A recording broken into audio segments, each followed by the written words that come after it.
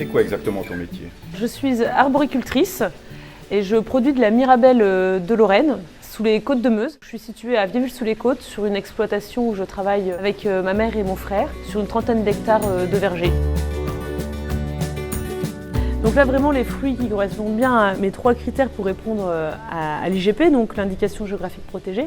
Mirabelle de Lorraine, il me faut un fruit qui soit minimum d'un calibre 22, donc là c'est bien au-dessus, ça fait bien du 26 ou 28 mm, donc là elle est super. Il me faut une belle couleur jaune, comme celle que j'ai là, et le taux de sucre.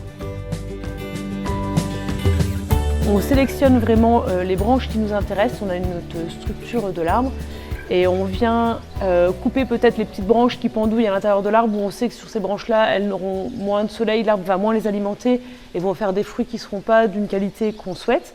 On les supprime et ça permet aussi à l'arbre d'avoir vraiment ses réserves pour ces branches qu'on lui laisse et ses fruits à produire. Alors, le mirabellier supporte assez bien les chaleurs, vu qu'il est dans un sol qui est très argileux, il a ce qu'il a besoin pour vivre et produire des fruits de qualité. On peut le garder une quarantaine d'années. Moi j'en ai replanté des jeunes mirabelliers là, il y a 4 ans. Je vais faire ma carrière avec ces mirabelliers-là.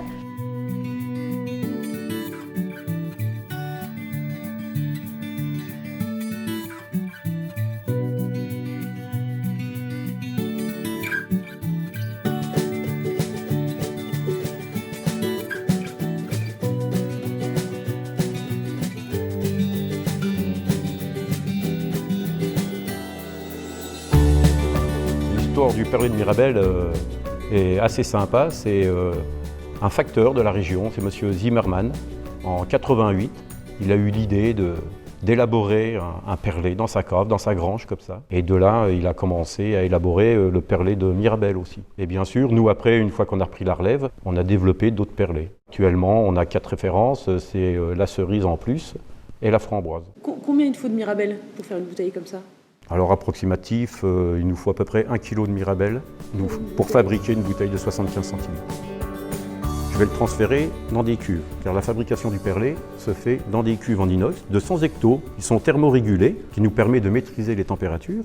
Et en plus, ils ont la particularité de résister à la pression. Je vais rajouter du sucre, je vais rajouter des levures, et je vais lancer une fermentation alcoolique qui va durer à peu près 15 jours. C'est les levures qui vont dégrader le sucre, transformer le sucre en alcool, dégager de la chaleur et dégager du CO2 aussi.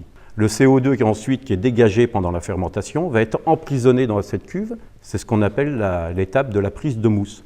Donc le CO2 qui est dégagé dans cette cuve est emprisonné et se dissout dans le perlé. C'est ce qui va nous donner une pétillance naturelle.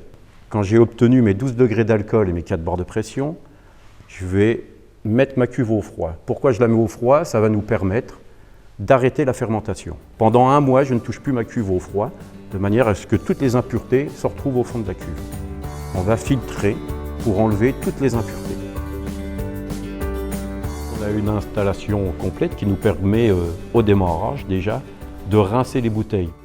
Ensuite, la bouteille va être acheminée à la soutireuse, c'est un peu un nom barbare, isobarométrique 12 bec. Isobarométrique, c'est isobar, hein. On travaille un jus fermenté sous pression, donc on doit avoir une machine qui résiste à la pression. Donc 12 becs parce qu'on a 12 robinets, ça nous permet de remplir 12 bouteilles en même temps. Et la bouteille va être déposée sur le convoyeur de manière à être emmenée bouchée rapidement.